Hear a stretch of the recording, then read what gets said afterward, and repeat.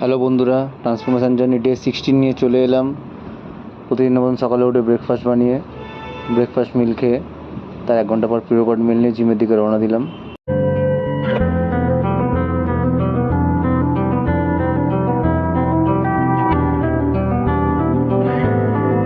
জিমে ঢুকে যে করেছিলাম ব্যাকের ওয়ার্কআউট।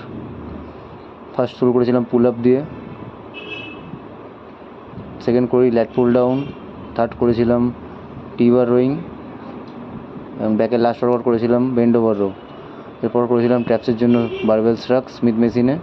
তারপর ফোর আর্মসের দুটো ভেরিয়েশন করি, রিভার্স কাল আর রিস্ট কাল।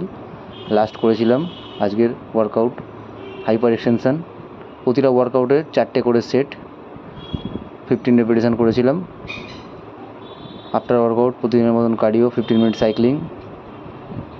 আর নাইটে আফটার ডিনার 1 আওয়ার কার্ডিও। আজকে ব্যাকের কন্ডিশন ছিল এরকম, ডে বাই ডে ইমপ্রুভ করছি। আশা করছি আরও ভালো করব এবং করতেও হবে।